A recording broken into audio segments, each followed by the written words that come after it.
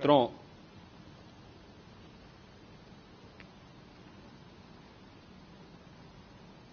महाकुंभ प्रयागराज का आज मौनी अमावस्या का मुख्य स्नान है और कल सायंकाल 7 बजे से ही काफी बड़ी संख्या में श्रद्धालुजन प्रयागराज पहुंच करके स्नान भी कर रहे थे और काफी बड़ी संख्या में श्रद्धालुजन ब्रह्म मुहूर्त का भी इंतजार कर रहे थे। एक दुर्भाग्यपूर्ण हादसा इसी दौरान अखाड़ा मार्ग पर संगम के तट पर हुआ, जिसमें 90 से ज्यादा लोग गंभीर रूप से या सामान्य रूप से घायल हुए। यह हादसा भारी भीड़ के द्वारा अखाड़ा मार्ग के बैरिकेडिंग्स को तोड़ने और उसके बाद उससे कूद करके जाने के कारण वहां पर हुआ है, जिसमें 30 के आसपास लोगों की दुखद मृत्यु हुई है। 36 घायलों का प्रयागराज में उपचार चल रहा है। शेष घायलों को उनके परिवार के सदस्य लेकर के चले गए हैं। घटना दुखद है, मर्माहत करने वाला है।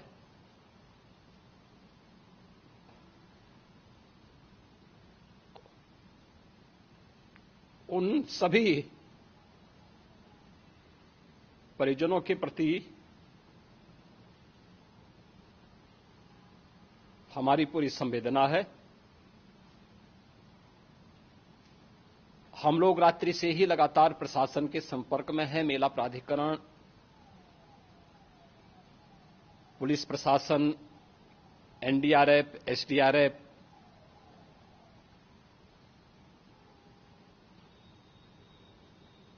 और भी अन्य जितने भी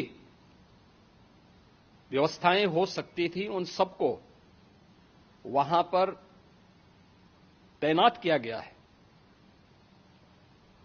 परिणाम उसी का है कि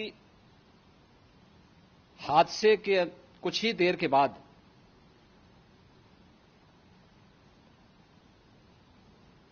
राहत कार्य को ग्रीन कॉरिडोर बना करके प्रशासन ने, पुलिस ने, एनडीआरएफ और एसडीआरएफ के स्वयंसेवकों ने सभी लोगों को हॉस्पिटल तक पहुंचाने का काम किया है।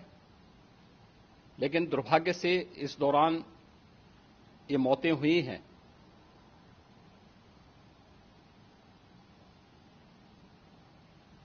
स्वाभाविक रूप से इन सब मुद्दों पर प्रश्न उठना स्वाभाविक भी है।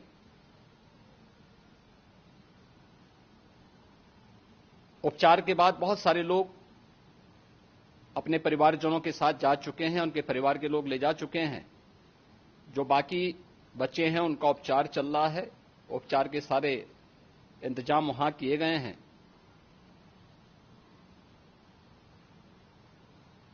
प्रेशर मौनी अमावस्या का ये मुख्य स्नान है महाकुंभ का, और बहुत ज्यादा प्रेशर प्रयागराज में होने के कारण सभी प्रकार के मार्ग भी चौक थे। रात्रि से ही प्रशासन उन मार्गों को खुलवाने और स्थिति को सामान्य करने के लिए पूरी तत्परता के साथ लगा भी रहा।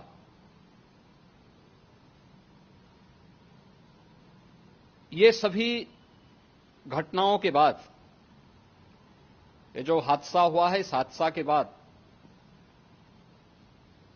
वहां पर अखाड़ों ने जो आज अमृत स्नान ब्रह्म मुहूर्त में 4 बजे से प्रारंभ होना था। मेला प्राधिकरण के अनुरोध पर उन्होंने स्थगित किया था। अपराह्न में अमृत स्नान प्रारंभ हुआ, जिसमें सभी अखाड़ों ने और अन्य जो सहयोगी संस्थाएं हैं उन लोगों ने इसमें भाग लिया। सभी पूज्य आचार्य महामंडलेश्वर भी इस अमृत स्नान में भागीदार बने। प्रयागराज में आज 8 करोड़ से अधिक लोगों का, श्रद्धालुओं का दबाव था।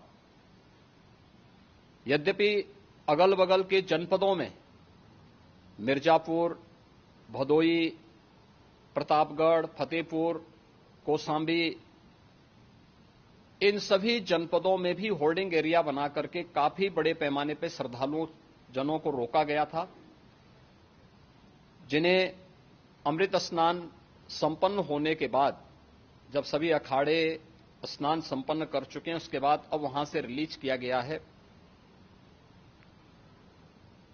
इतना भारी दबाव ये पहली बार वहां पर देखने को मिला था, और जिसके बारे में हम लोगों ने पूरे इंतजाम करने के प्रयास भी किए गए थे। रेलवे स्टेशनों पर, चाहे वह झूसी हो, चाहे वह प्रयागराज सिटी हो, प्रयागराज हो, फाफामऊ हो, उन सभी पर लगातार दबाव बना रहा। रेलवे ने भी इस दौरान वहां के दबाव को ध्यान में रखते हुए मेला स्पेशल चलाई। रूटीन और मेला स्पेशल को मिलाकर के लगभग 300 से अधिक ट्रेन रेलवे के द्वारा अब तक चलाई जा चुकी हैं, और जिससे श्रद्धालु जनों को उनके गंतव्य तक पहुंचाया जा सके। उत्तर प्रदेश परिवहन निगम ने भी अपनी 8000 से अधिक बसेज श्रद्धालु जनों को उनके गंतव्य तक पहुंचाने के लिए लगाया हुआ है, और जिससे उन सबको सुरक्षित उनके घरों तक पहुंचाया जा सके। दिन भर स्मूथली, बहुत ही सुगमता के साथ पूरा स्नान इसके बाद हुआ है, जिसमें पूज्य शंकराचार्य, आचार्य महामंडलेश्वर, वरिष्ठ संतजन और सभी अखाड़ों ने इसमें पूरा सहयोग भी किया और पूरे कार्यक्रम को सकुशल संपन्न करने में अपना योगदान भी दिया है। ये सभी घटनाएं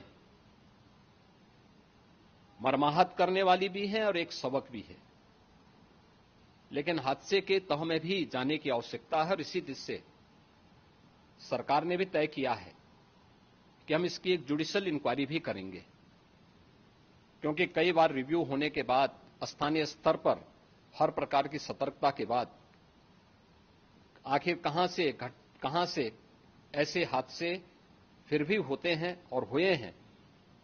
इसके लिए हम लोगों ने न्यायमूर्ति हर्ष कुमार के नेतृत्व में पूर्व डीजी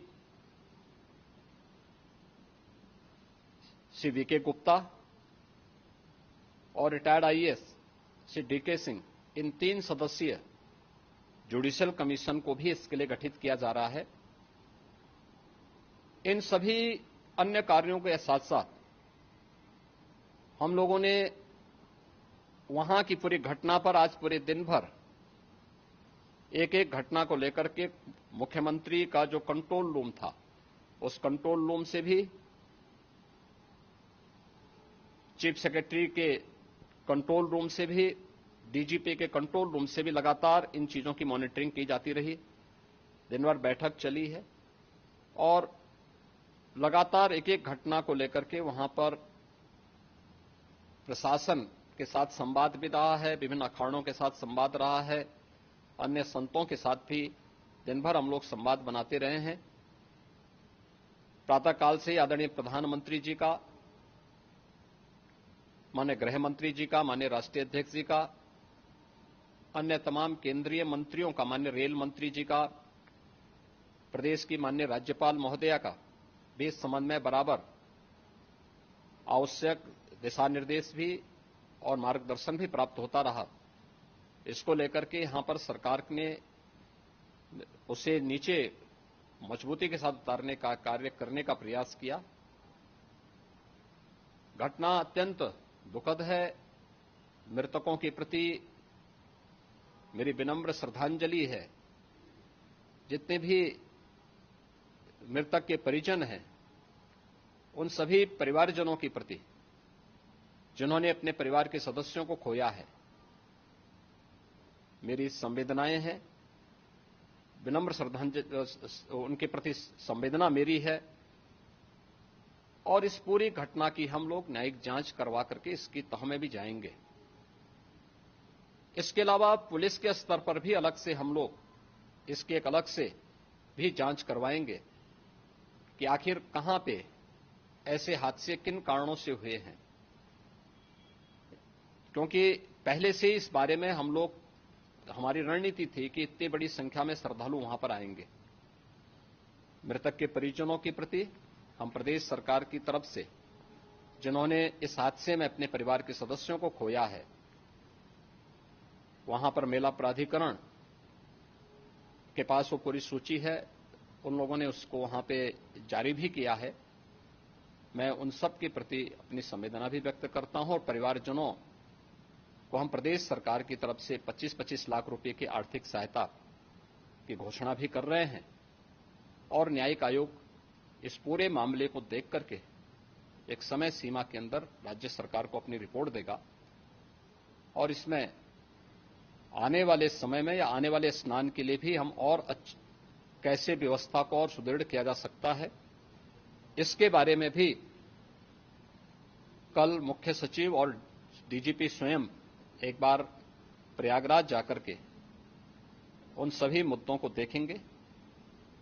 आवश्यकता पड़ती है तो फिर इसमें, यद्यपि आज प्रदेश सरकार के तमाम वरिष्ठ अधिकारियों को हम लोगों ने अलग अलग स्थानों पर वहां लगाया गया था और वे सभी पूरी तत्परता के साथ, प्रमुख सचिव नगर विकास वहीं थे, पीडब्ल्यूडी के प्रमुख सचिव भी वहीं पे थे, पावर कारपोरेशन के चेयरमैन भी वहीं पे मौजूद थे, जिन एक एक मुद्दों पर वहां पर वे लोग लगातार निगाह रखे हुए थे। लेकिन दुर्भाग्यपूर्ण घटना और ये मर्माहत करने वाली घटना है। मैं सभी उन पुण्य आत्माओं के प्रति अपनी विनम्र श्रद्धांजलि भी अर्पित करता हूं।